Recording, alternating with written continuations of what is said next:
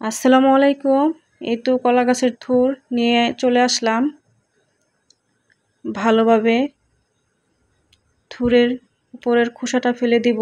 ফেলে দিয়ে বাছতে বাছতে দেখা যেতেছে ছোট্ট একটা নরম কলার মোচা আসবে, তখন আর বেছে নেব না, তখন এভাবে পলে নেব।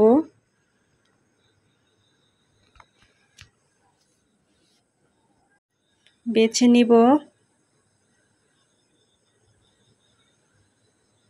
কলার মোচাটা নরমটা সুন্দর করে ছোট করে পলে নিব।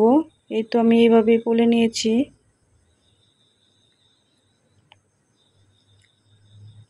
এক পিস করে না বেছে আমি যেইভাবে বটির মধ্যে আস্তেভাবে চারি দিয়ে আমি শক্ত আবরণটাকে সরিয়ে নেব, ফেলে দিব। এক পিস করে বাছতে সময় লাগে, এভাবে ফেলে দিলে সময় লাগে না। আর উপরের সাদা খোসাটাকে ফেলে দিব। আমি এভাবে সবগুলো বেছে নেব। বেছে ভালোভাবে পলে নেব। কলার মোচার কষে হাত কালো হয়ে গেছে। এই তো আমি এভাবেই পলে নেব। থোর আমি এখন গরম পানিতে দিয়ে দেব। গরম পানিতে 1 চামচ লবণ দিয়ে দেব, অল্প করে হলুদ দিয়ে দিব, কলার মোচাটা ধুয়ে রাখা দিয়ে দেব, দিয়ে ভালোভাবে ভাপ দিয়ে নিব। তাতে কালো একটি কষ থাকে কলার মোচার মধ্যে, সেই কালো কষটি থাকবে না। ভালোভাবে পানি জড়িয়ে নেব। ভাপ দেওয়ার পর তেল দিয়ে দেব।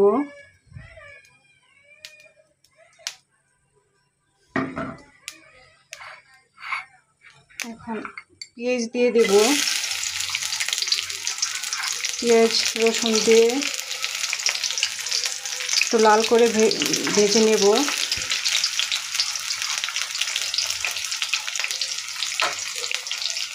কলার মোচাটা ভালোভাবে ভাপ দিয়ে নিলে একটা কালো পানি থাকে, কষ থাকে, সব চলে যাবে।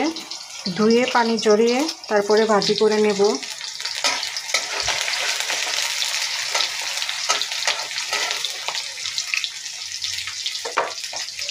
পেঁয়াজ রসুনটা লাল করে ভেজে নেব। কিছুটা লাল করে ভেজে নেওয়া হয়ে গেছে। এখানে মরিচ দিয়ে দেব, তেজপাতা দিয়ে দেব, দারচিনি দিয়ে দেব।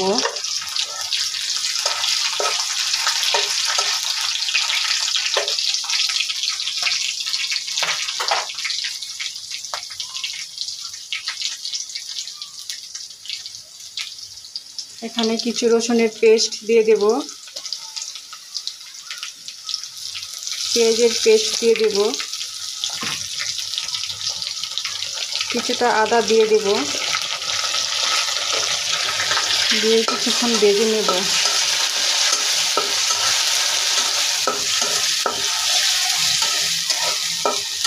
আদা রসুনের একটি কাঁচা গন্ধ ওটা থাকবে না ভালোভাবে ভেজে নিলে। খুব ভালোভাবে ভেজে নেব।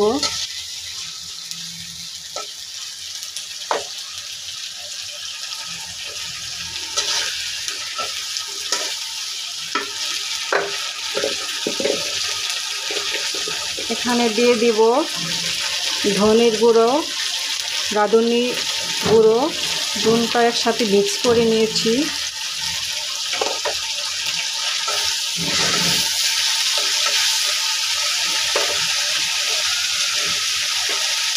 এখানে দিয়ে দেব গরম মশলার গুঁড়ো। আমরা যেভাবে মাংস রান্না করি, যে মশলাগুলো ইউজ করি, ঠিক সেই মশলাগুলো এখানে ইউজ করব কলার থুরের মধ্যে, ভাজির মধ্যে। মাংসের যে মশলাগুলি আমরা ইউজ করি, ঠিক সেই মশলাগুলো আমরা কলার মোচার মধ্যে, থুরের মধ্যে ইউজ করব।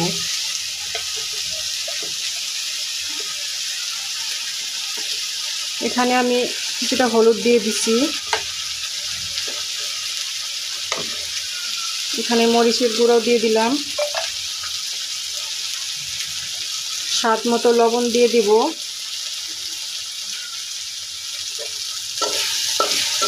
ভালোভাবে কষিয়ে নেব।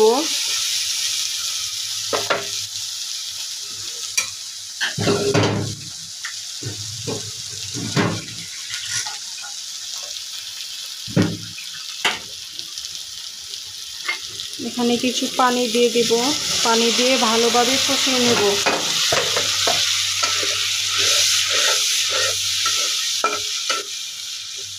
ভালোভাবে কষানোর পর কলার মোচা দিয়ে দেব। কষানো হয়ে গেছে, আমি এখানে কলার মোচাটা দিয়ে দেব, দিয়ে ভালোভাবে কষিয়ে নেব। কিছুটা আলু কুচি করে মোচার সাথে দিয়ে দিছি, খুবই ভালো লাগে খেতে।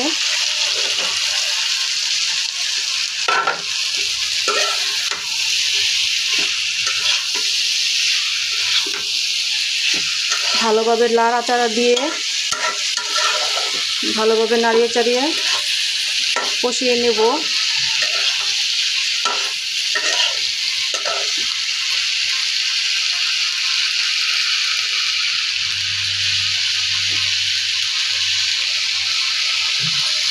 থুর কষানো হয়ে গেছে, এর মাঝখানে এসে ভালোভাবে নাড়াচাড়া করে কষিয়ে নিয়েছি।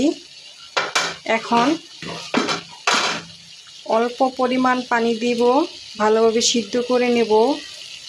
অল্প পরিমাণের পানি দিয়ে ভালোভাবে সিদ্ধ করে মজা করে রান্না করে নেব।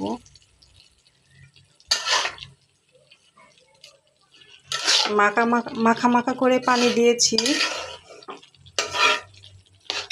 দিয়ে কম হিট দিয়ে অনেকক্ষণ সময় লাগিয়ে মজা করে কলার থুরটাকে ভাজি করে নেব।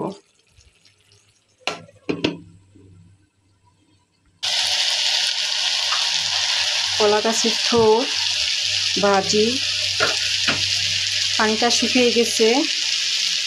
এখন আমি কিছু ভাজা জিরার গুঁড়ো দিয়ে দেব, দিয়ে ভালো করে নাড়াচাড়া করে নামিয়ে নেব।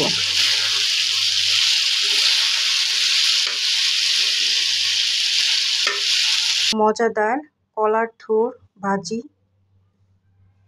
মাশাআল্লাহ খুব মজা হয়েছে, দেখতেও খুব ভালো লাগছে। আপনারা কে কে কলার থুর পছন্দ করেন অবশ্যই কমেন্টে জানিয়ে দিবেন। আমার তো খুবই পছন্দের একটি খাবার কলার থুর ভাজি, খুব সুন্দর একটি ঘ্রাণ বের হয়েছে।